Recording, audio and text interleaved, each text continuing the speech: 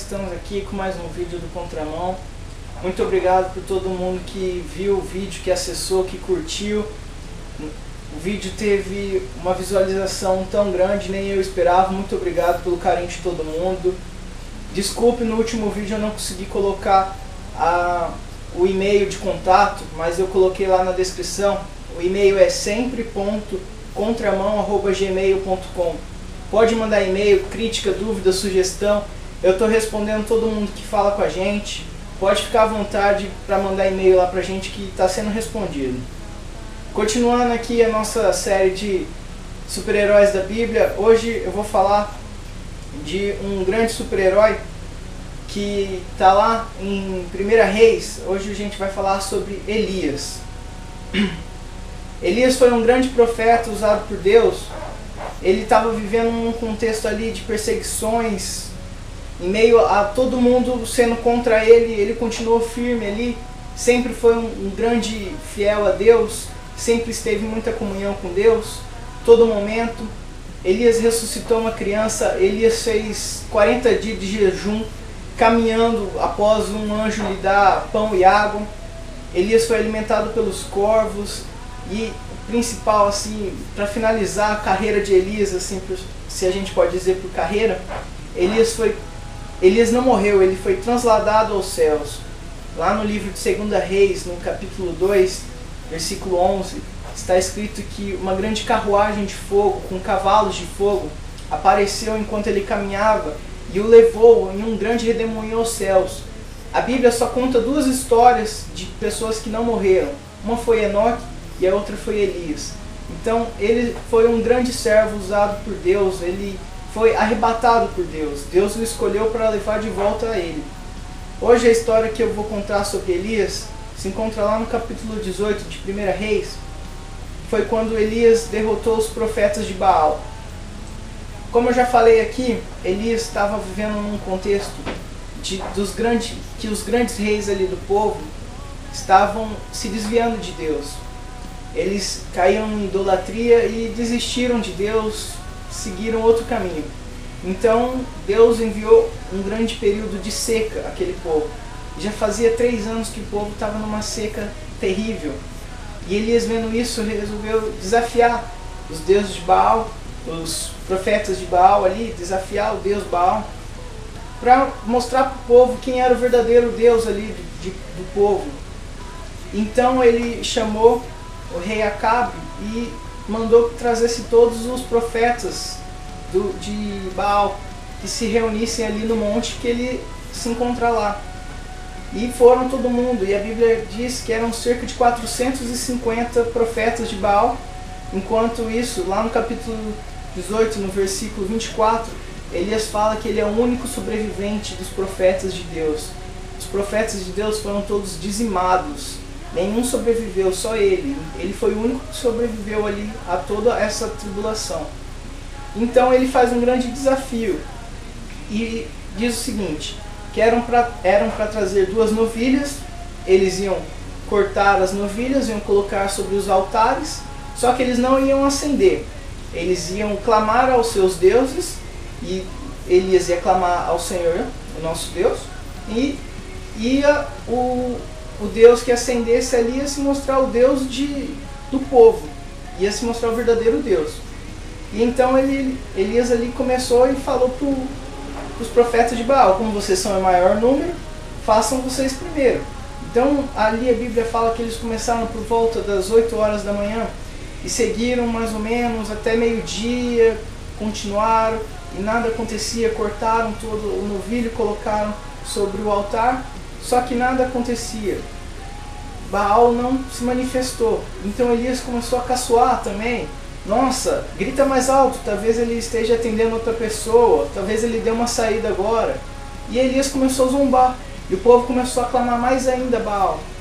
E chegando por volta das 6 horas, nada tinha acontecido. Então Elias falou: agora é minha vez. E o altar do Senhor ali estava completamente destruído. O povo já não cria mais em Deus e destruiu o altar que era posto para Deus. Elias reconstituiu o altar. Ele pegou 12 pedras que simbolizavam ali as 12 tribos de Israel, refez o altar, cortou todo o novilho e colocou ali sobre o altar. Só que ele fez mais. Ele cavou uma valeta em volta do altar que ele estava colocando sua novilha. Uma valeta, a Bíblia fala que cabia 2 cevadas de semente. Deveria ser mais ou menos dessa profundidade, uma valeta. E ele fez a valeta em volta e pediu para que o povo jogasse água sobre o altar. E o povo jogou água. E mais uma vez ele pediu para que se jogasse água. E o povo mais uma vez jogou água sobre o altar. E pela terceira vez ele pediu para que se jogasse água. Então estava tudo encharcado, de forma que inundou a valeta que ele tinha feito em volta. E aí então, lá no capítulo 36, no versículo 36 do capítulo 18, Elias faz uma oração a Deus. E ele fala o seguinte: ó Deus de Abraão, Isaque e Jacó, sede tu sobre a minha vida, mostra a esse povo que eu ainda sou servo de ti, que eu nunca me afastei de ti, haja sobre nós agora. E quando Elias acabou de orar, caiu um fogo caiu do céu e acendeu o altar, fazendo o holocausto acender, de forma que até o fogo, a água que estava ali pegou fogo, a valeta que estava cheia de água começou a pegar fogo.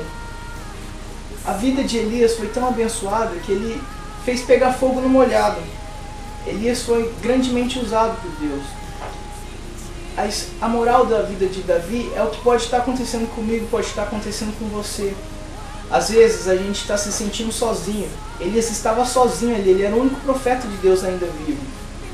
E às vezes a gente está vendo que a gente está seguindo o caminho de Deus, mas está todo mundo contra a gente está sofrendo perseguição a todo momento, a gente está sofrendo angústia, para todo lado que a gente olha tem gente olhando para a gente contra a gente.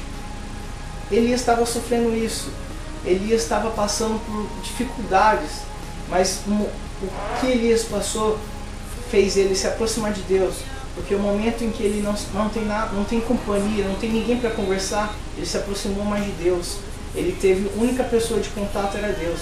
Ele se tornou íntimo, ele tinha uma comunhão com Deus que era inimaginável. Ele estava a todo momento conversando com Deus. Teve um momento que Elias foi a única companhia de Elias eram os corvos que traziam comida a ele. A gente não dá para saber o que é pior, se a gente ficar sozinho, se a nossa companhia são corvos. Mas o que Deus está para te falar é o seguinte: você vai ficar sozinho no mundo. Se você está me seguindo, vai todo mundo se virar contra você, mas eu quero que você fique sozinho e se volte para mim. Se atente ao que eu tenho para te dizer, escuta o que eu tenho para te falar e fala comigo. Eu vou mandar corvos na sua vida, mas os corvos vão te sustentar. Os corvos são para te preparar, para te fortalecer, porque mais para frente você vai ficar forte, vai voltar e vencer os seus inimigos. Assim como Elias fez, mais para frente ali no capítulo 18 mostra que após ele desmascarar os profetas de Baal, o povo volta a clamar ao Senhor e ele ali dizima os profetas de Baal.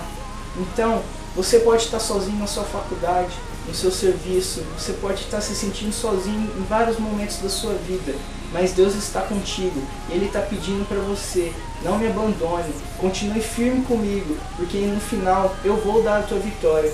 Seja como Elias. Elias foi fiel a Deus até o final e ele teve a vitória dele, ele teve os seus inimigos. Deus está preparando a sua vitória, Ele está preparando toda a conquista que você tem pedido, Ele já tem preparado. Continue firme. O mundo vai estar contra você. A gente, como o canal já diz, a gente está na contramão do mundo. O mundo é contra nós, mas nós estamos firmes em nosso Senhor Deus, que nós temos a vitória garantida já. É isso aí que eu queria falar. Muito obrigado. Curtam o vídeo, curtam a página. Obrigado por todo mundo. Mandem as críticas, sugestões, se vocês estiverem tendo aí. Eu desejo a todo mundo uma feliz Páscoa, que a gente não possa se esquecer do verdadeiro motivo agora, que nós possamos nos voltar mais ainda para Jesus Cristo, que deu sua vida por nós, que nos deu a graça.